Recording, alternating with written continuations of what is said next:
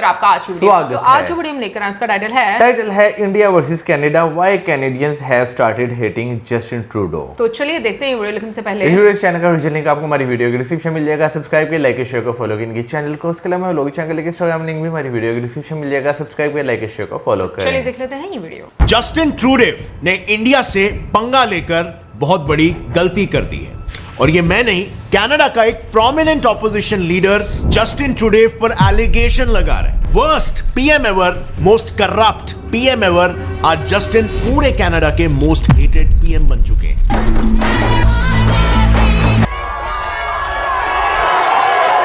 लेकिन फ्रेंड्स, इन्हीं के बारे में जब 2015 में ये पीएम बने थे तब जनता का इनके बारे में क्या ओपिनियन था? Well, Justin Trudeau the north star, यानी कि पूरे वेस्ट को डायरेक्शन, मार्गदर्शन देने वाला सितारा। कुछ और लोगों की राय ये थी कि Justin Trudeau new young age of Canadian politics है। और आज क्या हो रहा है? आज यही अप्रूवल रेटिंग 64% से घटकर सीधा आधे से भी कम 31% पर आ गिरा है। और वेल, ये तो मैंने सिर्फ अंदरूनी ओपिनियंस की बात की। इंटरनेशनली क्या चल रहा है? Justin has single handedly managed to break Canada's friendship with other countries. US ने तो ट्रूडेव को वीक एंड मीक लीडर कह दिया है। और चाइना का ये वीडियो तो आपने देखा ही होगा जिसमें शी जिनपिंग जस्टिन को कैसे डांट रहे हैं। ये पूरा इंसिडेंट रिकॉर्ड होके वायरल हो गया था। 如果有诚心，咱们就让尊重去看。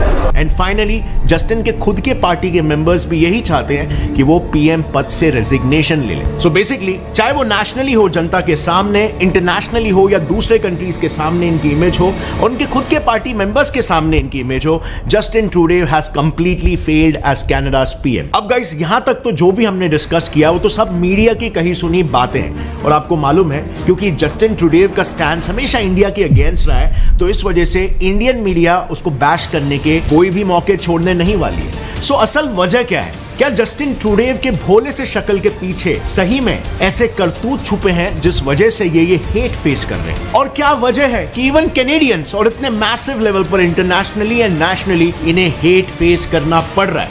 वेल, आज हम इन्हीं सारी बातों को एकदम डिटेल में एनालाइज करेंगे और जवाब आपके आंखों के सामने होगा। सो गाइज, शुरू करते हैं कुछ अंदरूनी बातों से जो इतना लोगों के आंखों के सामने नहीं है। आज के तारीख में डिड यू नो, कनाडा में एक हाउसिंग क्राइसिस चल रहा है। कैनेडियन मीडिया में ही पब्लिश्ड रिपोर्ट्स के हिसाब से आज कनाडा में एक घर खरीदना इतना कॉस्टली हो चुका है कि इतने प्राइस में स्कॉटलैंड और स्वीडन में एक कैसल आ जाएगा, एक महल आप खरीद सकते हो। पिछले 20 सालों की बात अगर मैं करूं तो कनाडा में नेशन वाइड घरों के प्राइसेस 375% से बढ़ चुके हैं और उनके टॉप सिटीज टोरंटो और वैंकूवर में तो ये 450 से 490% तक इंक्रीज हो चुके हैं। यानी कि if we put this into perspective, तो आज नेशन वाइड कनाडा में जो घर 20 साल पहले 10 लाख में खरीदा जा सकता था, उसकी कीमत आज बढ़कर 3 करोड़ 75 लाख हो चुकी है। और सबसे अजीब बात तो यह है कि जब पीएम से इस प्रॉब्लम के सोल्यूशन के बारे में पूछा गया तो यू वोंट बिलीव उनका जवाब क्या था? हाउसिंग फेडरल गवर्नमेंट की रिस्पॉन्सिबिलिटी नहीं। एकदम पल्ला झाड़ने वाली बात।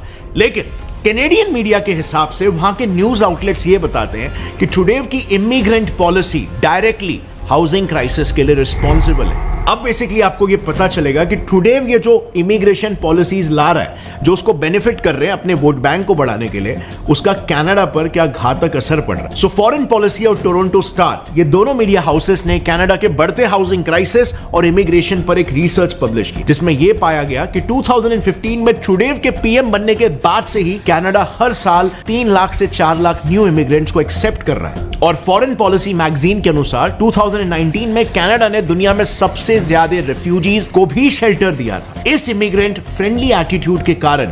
क्योंकि ऑब्वियसली कनाडा रेफ्यूजीज के लिए एक सेफ हेवन बन चुका है, इसीलिए अकेले पिछले साल में ही कनाडा में 2.9% का पॉपुलेशन बूम हुआ था, जो कनाडा के इतिहास में 70 सालों का हाईएस्ट पॉपुलेशन ग्रोथ रहा है। एंड यू वोंट बिलीव, इसमें 98% शेयर इमिग्रेंट्स का रहा है।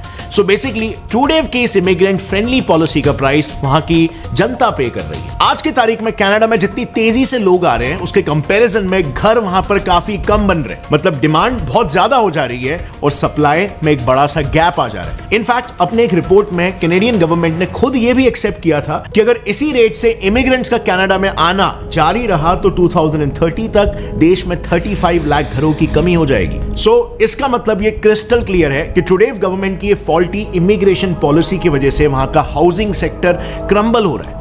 तो अब बात आती है कि फिर ट्रूडेव इस प्रॉब्लम से पलड़ा क्यों झाड़ रहे हैं? वेल, यही सवाल का जवाब तो लोगों को नहीं मिल रहा। ठीक ऐसा ही प्रॉब्लम आ रहा है उनके हेल्थ केयर सेक्टर में भी।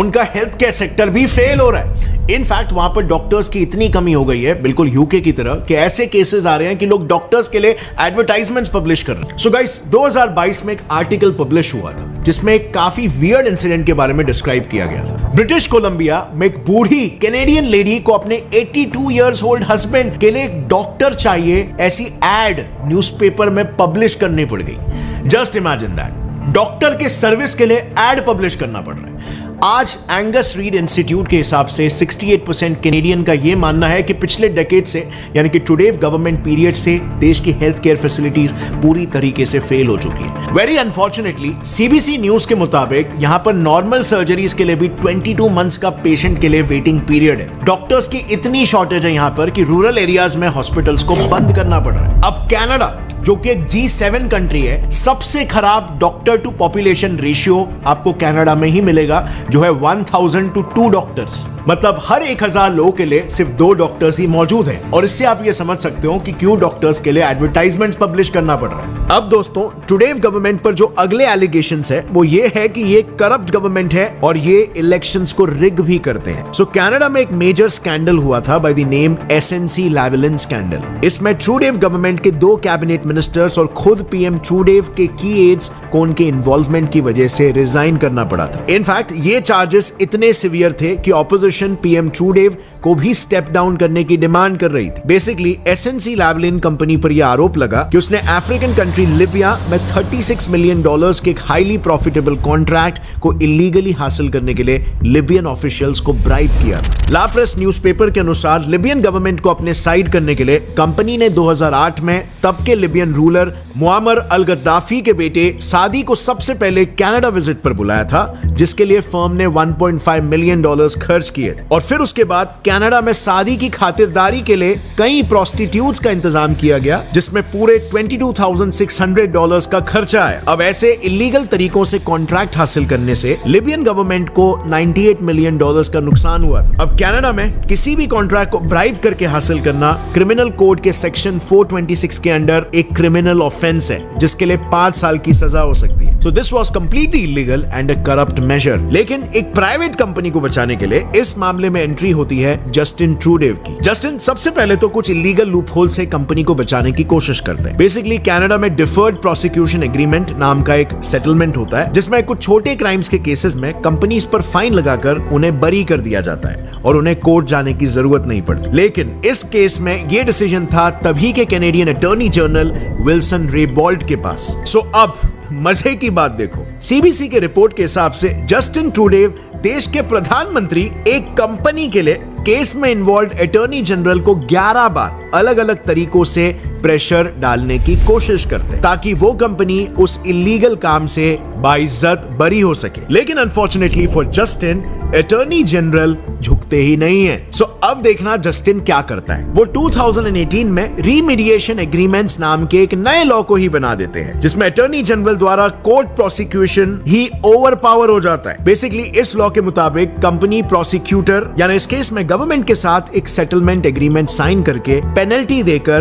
कोर्ट चार्जेस को बाईपास कर सकती है। मतलब कि एक तरह से जस्टिन ट्रूडेव ने यहाँ पर बहुत ही कन्वीनियंटली न्यू पॉलिसीज बनाए और उसे अपने फेवर में यूज भी कर लिया। अब जस्टिन ट्रूडेव पर नेक्स्ट एलिगेशन है कि वो चाइनीज कम्युनिस्ट पार्टी के सपोर्ट से ही 2015 और 2021 के इलेक्शंस जीते। Now I know this is a major allegation, but let's understand the details. So 23 सितंबर 2023 को Canadian news agency the national telegraph के सीनियर जर्नलिस्ट डैनियल बोर्डमैन ने ओपनली ये बताया कि जस्टिन ट्रूडेव ने इंडिया से झगड़ा सिर्फ इसीलिए मोल लिया क्योंकि चाइना का जस्टिन ट्रूडेव को इलेक्शन जिताने में सपोर्ट था। उसका भांडा फूटने वाला था और उसे जनता को उस मुद्दे से कैसे भी करके डाइवर्ट करना था। To shift the specter from Chinese foreign interference being framed as a story of Indian foreign interference to cover up the real story, which is Chinese interference. Similar stance stance एक दूसरे Canadian global affairs analyst और CNN के columnist Michael बुकयॉर्किव का भी है। उन्होंने भी यही कहा कि टुडेव ने इंडिया पर accusation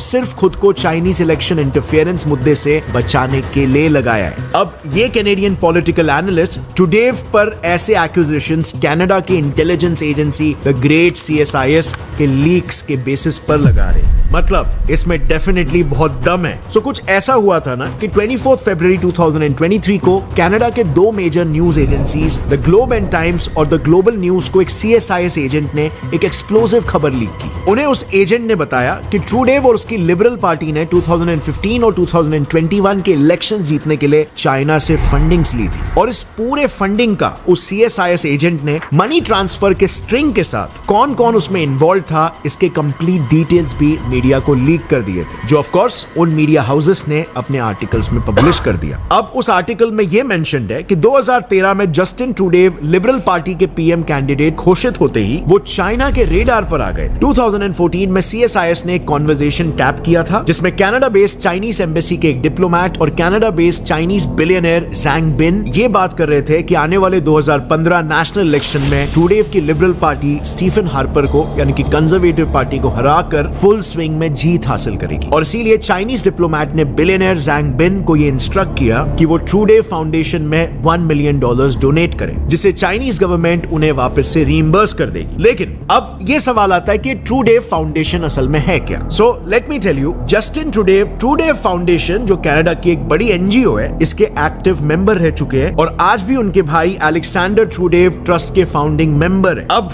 to nobody's surprise 2015 elections की चाइनीज प्रेडिक्शन बिल्कुल सही साबित हुई। लिबरल पार्टी के जस्टिन ट्रूडेव बहुमत से कनाडा के नए प्रधानमंत्री बन गए और फिर इस इलेक्शन के ठीक 7 महीने यानी कि मई 2016 को टोरंटो में लिबरल पार्टी का फंड रेजर प्रोग्राम हुआ जिसमें बिलियनियर ज़ैंग बिन भी आए थे और इसी प्रोग्राम में जस्टिन चीफ गेस्ट थे। एंड इसी इवेंट के बस कुछ हफ्तों में टुडे फाउंडेशन और यूनिवर्सिटी ऑफ मॉन्ट्रियल ने यह अनाउंस किया कि बिलियनियर ज़ैंग बिन और एक दूसरे वेल्दी चाइनीज बिजनेसमैन न्यू जेनशिंग उन्हें वापस से $1 मिलियन और डोनेट करने वाले हैं। अब उस CSIS एजेंट ने तो न्यूज एजेंसी को यह भी बताया कि वो पैसे एग्जैक्टली कहां पर खर्च हुए। उस $1 मिलियन में से 200,000 डायरेक्ट ट्रूडेव फाउंडेशन में गए, $50,000 ex-PM पियर ट्रूडेव और माओ जेडोंग का एक प्रपोज स्टैचू बनाने के लिए गए और बचे $750,000 यूनिवर्सिटी ऑफ मॉन्ट्रियल के चाइना विजिट स्कॉलरशिप ग्रांट में दिए गए। अब जाहिर है इस पूरे इंफॉर्मेशन को जब फरवरी में दोनों न्यूज एजेंसी ने पब्लिश किया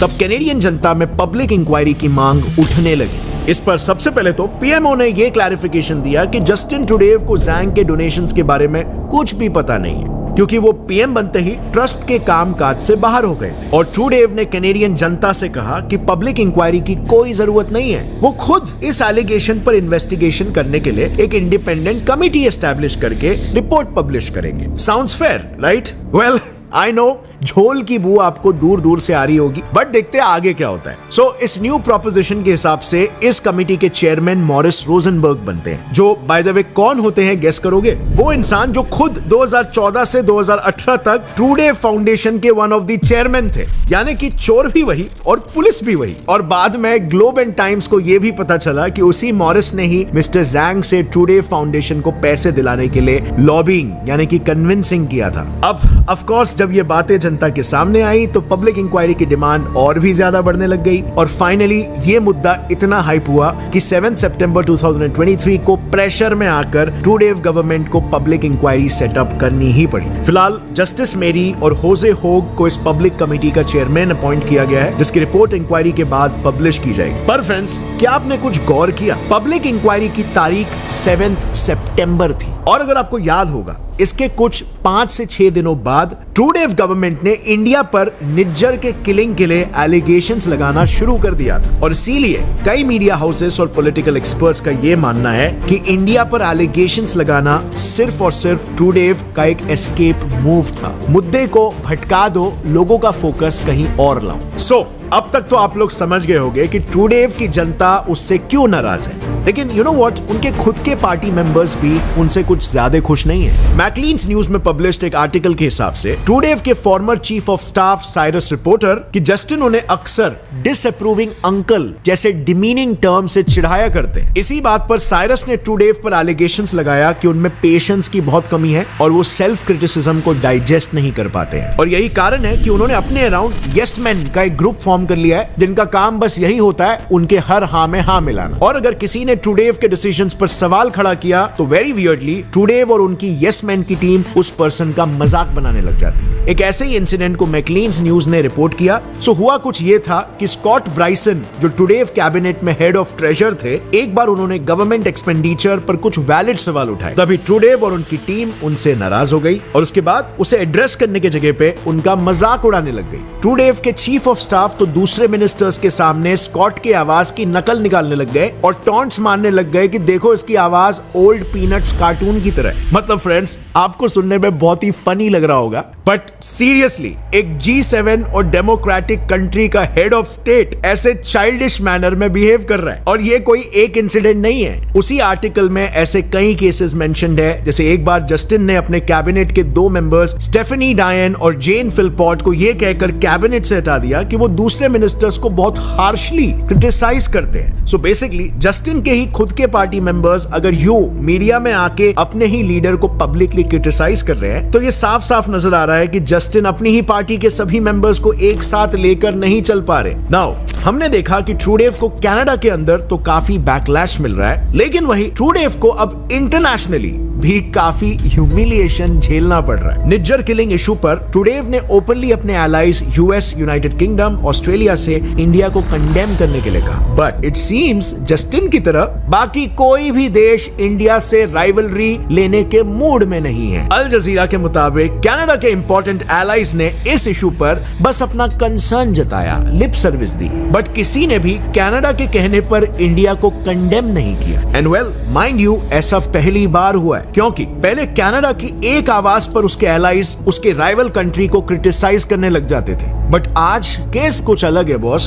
इंडिया के मामले में कनाडा का साथ कोई वेस्टर्न कंट्री नहीं दे रहा है। उल्टा centre for strategic and international studies, एक prominent US based think tank ने ट्रूडेव के डिसीजन को ही क्रिटिसाइज करते हुए उसे इररिस्पॉन्सिबल कहा। और कैनेडियन एक्सपर्ट्स ये बता रहे हैं कि इंडिया से राइवलरी लेकर कनाडा को $11.6 बिलियन का ट्रेड लॉस हो सकता है, क्योंकि इंडिया कनाडा का 10th लार्जेस्ट ट्रेड पार्टनर है। अब ट्रूडेव का ये इंटरनेशनल ह्यूमिलिएशन कोई पहली बार नहीं हुआ है। कनाडा के सबसे मेजर एलाय यूएस ने जस्टिन को ओपनली वीक एंड मीक कहा है। दरअसल हुआ कुछ यूं कि 2018 में यूएस प्रेसिडेंट ट्रंप ने कनाडा से इंपोर्ट होने वाले स्टील पर 25% टैरिफ और एल्यूमिनियम पर 10% टैरिफ्स इंपोज किए थे। और ये टैरिफ इंक्रीज यूएस ने ट्रेड एक्सपेंशन एक्ट के सेक्शन 232 को इन्वोक करके किया था, जो बेसिकली ट्रेड पार्टनर्स से नेशनल सिक्योरिटी को खतरा होने पर इन्वोक किया जाता है। असल में उस वक्त कनाडा चाइना से आए मेटल्स को यूएस में डंप कर रहा था, पर यूएस द्वारा टैरिफ्स इंपोज करने के बाद कनाडा ने इस एक्शन को इंसल्टिंग कहते हुए यूएस गुड्स पर भी काउंटर टैरिफ्स लगाने की बात कही। इसके रिटेलिएशन में डोनाल्ड ट्रंप ने ट्वीट करके ट्रूडेव को meek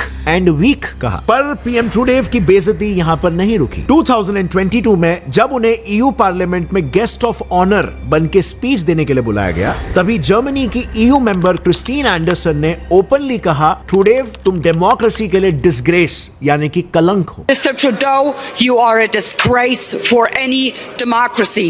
Please spare us your presence. Thank you. दरअसल 2021 में कैनेडियन पार्लियामेंट में एक रेजोल्यूशन टेबल किया गया जिसमें चाइना के उइगुर मुस्लिम्स पर जेनोसाइड डिक्लेयर करने के लिए चाइना को कंडेम करना था, बट ट्रूडेव गवर्नमेंट ने इसे पास होने नहीं दिया। और बस इसी इंस्टेंस को लेकर क्रिस्टीन ट्रूडेव को डिसग्रेस फॉर डेमोक्रेसी कह रही थी। इसी ईयू समिट में क्रोएशिया के ईयू मेंबर मिस्लाव कोलाक्युसिक ने भी ट्रूडेव को dictatorship of the worst kind कहा।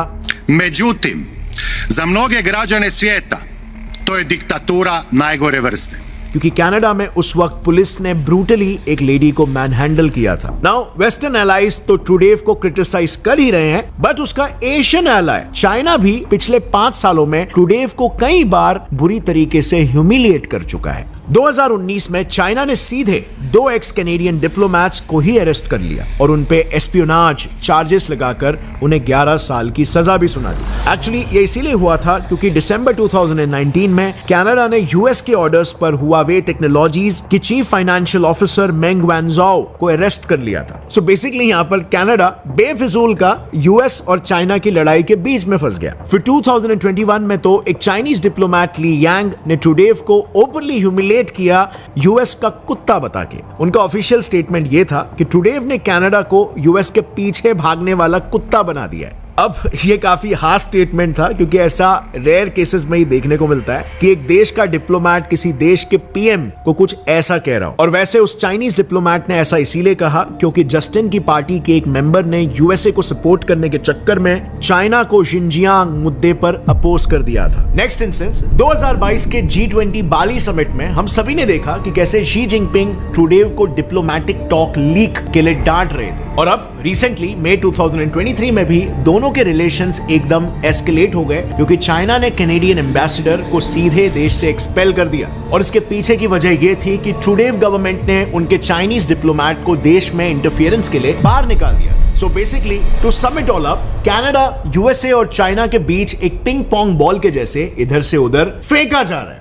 नाउ इस पूरे इशू को अगर देखें तो यह समझ में आता है कि कनाडा में इंटरनल प्रॉब्लम्स ही काफी ज्यादा है और ऊपर से कनाडा ने जो इंडिया के साथ डायनामिक क्रिएट कर लिया है जिसके चलते उसे टेररिज्म को हार्बर करना पड़ रहा है, वो अपने इंटरनल प्रॉब्लम्स और एक्सटर्नल प्रॉब्लम्स पर प्रॉपर्ली फोकस नहीं कर पा रहा है। और अगर भविष्य में भी ये ऐसे चलते गया तो ये मुसीबत का, ये प्रॉब्लम का पहाड़ और भी बढ़ता चले जाएगा और एक दिन कनाडा के सर पर फूटने वाला है। तो यहाँ पर मुझे ऐसा लगता है कि कनाडा को पहली फुर्सत में इंडिया के साथ बैठकर डिप्लोमैटिक टॉक्स के जरिए ये प्रॉब्लम को बायलैटरली सॉल्व करने की बात करनी चाहिए और उसे शॉर्ट टर्म से ज्यादा एक लॉन्ग टर्म विजन रखना होगा क्योंकि ये सारी प्रॉब्लम्स आज ही क्रिएट नहीं हुई है, इन्हें सॉल्व करने के लिए भी समय लगने वाला है। बट यहाँ पर कनाडा को डेफिनेटली कुछ बहुत ही स्ट्रॉन्ग डिसीजंस लेने पड़ेंगे जो कि हमेशा जस्टिन ट्रूडेव और उसकी गवर्नमेंट के फेवर में नहीं होगा। अब फ्रेंड्स, वीडियो एंड करने से पहले मैं एक और एक पर्सपेक्टिव दर्शाना चाहूंगा। जैसे आप इस क्लिप में देख सकते हो, Canadian attitude towards terrorists, extremists, people who openly advocate violence. This has been an issue of great friction for many years with Canada. ये था एस जयशंकर जी का बयान, सीधा पिन पॉइंट करके कनाडा की ग्लोबल इमेज पर सवाल खड़ा कर दिया। पहले इंडिया अक्सर एक डिफेंसिव स्टैंड लिया करता था, जैसे ये जो वेस्टर्न कंट्री के जो जर्नलिस्ट होते थे वो ऐसे तरह तरह के सवाल पूछते थे कि इंडिया में माइनॉरिटीज के अगेंस्ट हेट बढ़ रहा है, उस पर आप क्या कहना चाहोगे, और इंडियन डिप्लोमैट्स अक्सर उसे डिफेंड किया करते थे। लेकिन अभी ऐसा नहीं हो रहा है। अभी जैसे आप देख सकते हो, इंडियन डिप्लोमैट्स सीधा बॉल उन्हीं के कोर्ट पर फेंककर उन्हीं को उनके गेम में हरा देते, क्योंकि ऐसे सवाल पूछकर यूजुअली वेस्टर्न मीडिया को जवाब नहीं चाहिए होते, बल्कि वो इंडिया की ग्लोबल इमेज खराब करना चाहते हैं सबके सामने। सो अगर आप उन सवालों का जवाब दोगे तो you are just playing into their game. But अगर आप ऐसे सवालों के लिए काउंटर क्वेश्चन करोगे या फिर उन्हीं के कंट्री के वल्नरेबिलिटीज को डिप्लोमैटिकली सबके सामने एक्सपोज करने लगोगे तो ये सवाल पूछना वो कंट्रीज और उनके मीडिया आउटलेट्स बंद कर देंगे। और इंडिया ने भी कनाडा के अगेंस्ट, अगर आप ध्यान से देखोगे, बिल्कुल यही स्ट्रैटेजी अपनाई है। इंडिया कनाडा का और जस्टिन ट्रूडेव का ग्लोबल इमेज नेक्स्ट लेवल पर खराब कर रहा है। और ये सबूत है कि आज हम ये सब वीडियोस बना रहे हैं और मीडिया में ये सारे वीडियोस चल रहे हैं और न्यूज़ चल रहे हैं। इससे हो क्या रहा है? जस्टिन ट्रूडेव का पब्लिक ह्यूमिलिएशन हो रहा है और अल्टीमेटली उसका पत्ता गिरना बिल्कुल जायज है। अब फ्रेंड्स, यहाँ पर एक तरफ जस्टिन ट्रूडेव का पत्ता बहुत ही जल्द गिर सकता है, वहीं पर उसकी neighbouring most powerful country US में एक इंडियन ओरिजिन प्रेसिडेंशियल कैंडिडेट है जो बहुत ही जल्द यूएस का प्रेसिडेंट बन सकता है। मैं बात कर रहा हूं विवेक रामास्वामी की। अब इस इंडियन ओरिजिन के बंदे में ऐसा क्या एक्स फैक्टर है कि ये यूएस प्रेसिडेंटशिप के लिए खड़ा है और क्यों लोग हाल ही में इन्हें अभी बहुत ही ज्यादा सपोर्ट करने लग गए? वेल, इस टॉपिक को लेकर मैंने एक डिटेल वीडियो यहां पर बनाया। You definitely have to check it out. आपको करंट यूएस इलेक्शन डायनामिक्स के बारे में बहुत कुछ समझ में आ जाएगा। और अगर आज की वीडियो अच्छी लगी तो एक लाइक जरूर ठोकना और जितना हो सके अपने फ्रेंड्स और फैमिली मेंबर्स के साथ शेयर करो इसे। See you next time. जय हिंद।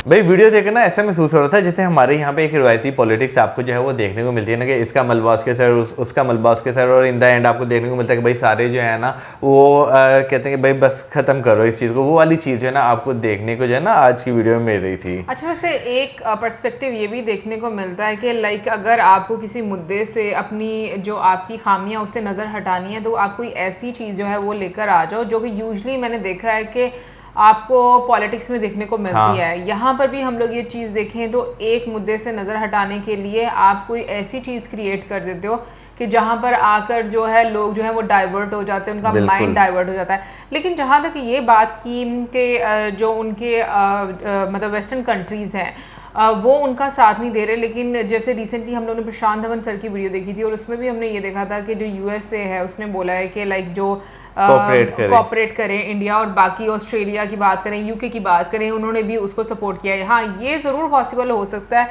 कि जैसे डोनाल्ड ट्रंप हैं वो उनको पसंद ना करते हो, उनके साथ उनकी उनकी पार्टी की ना बनी हो, हाँ जस्टिन ट्रूडो के साथ इतनी अच्छी अंडरस्टैंडिंग ना हो। लेकिन अगर अभी रिसेंट टाइम में जिस तरीके से हम लोगों ने डिफरेंट न्यूज़ देखी हैं, तो चाहे जितनी मर्जी प्रॉब्लम्स हैं, बट मैंने ये चीज़ देखी है कि वेस्ट जो है वो सेम पेज पर आ जाते हैं, मतलब सब कंट्रीज जो है ना, जब वहाँ पर उन्होंने एक दूसरे को सपोर्ट करना होता है। हाँ, ये मैं ज़रूर बोलूँगी कि वो बहुत डिप्लोमेटिकली चीज़ें जो है वो हैंडल करते हैं, यानी कि ऐसा नहीं है कि वो अपने रिलेशन जो है वो इंडिया के साथ ख़राब कर देंगे या कुछ ऐसा करेंगे कि जिसकी वजह से एक टेंशन जो है वो वेस्ट के बीच में और इंडिया के बीच में आ जाएगी। लेकिन कहीं ना कहीं वो अंदर जो है वो कनाडा को सपोर्ट ज़रूर करते हैं, जिसकी वजह से मुझे ऐसा लगता है कि वो कंट्री जो है उसको और ज़्यादा एक तरह से हिम्मत मिलती है कि वो इस तरह की चीज़ें करता है। यार वेस्ट को ना, सॉरी आप कर ले, नहीं बोलो। वेस्ट को मैंने देखा है कि वो ओपनली जो है ना वो बेशक ना सपोर्ट करे, लेकिन जो है ना अंदर खाते जो है वो एक दूसरे को सपोर्ट करते हैं। हाँ। वेस्ट का सीन क्या चलता है कि भाई एक कंट्री से लोचना करा दी, दूसरी कंट्री से जगह नहीं, हम आपके जो है वो साथ हैं, इंडिया जो है वो सही बोल रहा है, कनाडा जो है वो सही बोल रहा है। इस तरह की सपोर्ट जो है वो आपको जो है वो देखने को जो है वो मिलती है वेस्ट से। तो मेरा ख्याल है कि भाई जो अंदर खाते सारों को पता होता है कि भाई क्या चल रहा है क्या नहीं चल रहा है, लेकिन पब्लिक को एक मुहावरा ना, हाथी के दांत खाने के कुछ और दिखाने के कुछ और होते हैं। तो आपको पॉलिटिक्स में जो है ना हमेशा ये चीज़ जो है वो नज़र आती है। और लिटरली समटाइम्स मैं ये चीज़ सोचता हूँ कि पॉलिटिकल लीडर बनना या एक पॉलिटिशियन बनना भाई कोई आसान काम जो है वो, पॉलिटिशियन बनना एक अच्छा भाई पॉलिटिशियन कोई भी बनना वो आपके लिए आसान नहीं, क्योंकि एक जो है ना आपने सवाल उठाना होता है और उसके बाद आपका करियर कहाँ से कहाँ पहुँचे आपको नहीं पता, क्योंकि हो सकता है आपका करियर जो है वो किसी अच्छी जगह पहुँचे, हो सकता है आपका करियर जो है वो वर्स्ट पॉइंट पर जो है पहुँच जाए। तो मेरा ख्याल है पॉलिटिकल लीडर्स जो है ना, यानी पॉलिटिक्स में आना ही जो है ना भाई उसके लिए सबसे पहले आपको बहुत बड़ा जिगरा चाहिए। फिर पॉलिटिक्स में आके भाई क्रिटिसिज्म को हैंडल करना, जो सिचुएशंस कंट्री में होती हैं वो हैंडल करना काफ़ी ज़्यादा मुश्किल होता है। हालांकि मैंने एक देखा था कि कनाडा जो है वो नए शहर आबाद करना चाह रहा है, क्योंकि उनके अभी जो शहर हैं वो इस तरह है कि भाई वो जहाँ पर आपको मौसम थोड़ा सा बेहतर नज़र आता है उस साइड पर, लेकिन जो एक्सट्रीम सर्द इलाके हैं वहाँ पर जो है लोग जाना पसंद नहीं करते, वहाँ पे शायद सहूलतें इतनी नहीं होती और ठंड वगैरह जो है आपको बहुत ज़्यादा जो है देखने को मिलती है, तो उस वजह से जो लोग जाना पसंद नहीं करते। तो मेरे ख्याल है ये भी एक बहुत बड़ी वजह है कनाडा में जो है ना प्रॉपर्टी के प्राइसेस जो है जो काफ़ी ज़्यादा हाई जो है हो चुके हुए हैं। बिल्कुल। और दूसरी चीज़ ये मैं बोलूँगी कि जैसे डॉक्टर एस जयशंकर जी के बीच में बात की, क्योंकि ओवर द ईयर्स हम लोगों ने ये चीज़ देखी है कि इंडिया की फॉरेन पॉलिसी बहुत स्ट्रांग हो गई है और जिस तरीके से जो फॉरेन मिनिस्टर हैं अभी रिसेंट टाइम की अगर हम बात करें, डॉक्टर एस जयशंकर जी की बात करेंगे, तो जैसे वो वेस्ट को आड़े हाथ लेते हैं, तो मुझे लगता है कि इनिशियली तो शायद वेस्ट ने भी ये चीज़ नहीं सोची होगी, बट बिल्कुल मुझे लगता है कि डिफेंसिव होने की बजाय जिस तरीके से स्ट्रेट आप काउंटर अटैक करते हो वो चीज़ बहुत अच्छी है। और मुझे लगता है इससे अगले बंदे को भी पता चलता है कि भाई हमारे में भी बहुत कमी है और हमें भी उन पर फोकस करने की जरूरत है, रादर देन कि हम किसी की इमेज जो है वो सदियों से खराब करते हुए आए हैं। तो मुझे लगता है कि ये पॉलिसी हर फॉरेन मिनिस्टर की होनी चाहिए कि जब कोई आपको टारगेट करने लगे आप उसको भाई टारगेट कर दो। हाँ, कि भाई आपके भी यहाँ पर बहुत सारी प्रॉब्लम जो है वो होती हैं। बाकी ओवरऑल अगर देखा जाए तो मुझे अभी तक ये जो सारा मुद्दा है वो सीरियसली एक पॉलिटिकल कैंपेन लग रही है और डिफरेंट वीडियोस देखकर यही आइडिया होता है कि किस तरीके से अपनी चीज़ों को छुपाकर, अपने जो फ्लॉज हैं उनको छुपाकर आप लोगों का माइंड जो है वो डाइवर्ट कर रहे हो और एक प्रोपोगेंडा जो है और जो प्लान है आपका कि लाइक ऑब्वियसली हर पार्टी का, पॉलिटिकल पार्टी का कोई ना कोई एजेंडा रहता है, तो बिल्कुल। मुझे तो अभी सारा स्टेज वही वाला नजर आ रहा है। आप कमेंट सेक्शन में जरूर बताइएगा कि आपका क्या कहना है इसके बारे में, और इसी के साथ like, subscribe, share, good bye.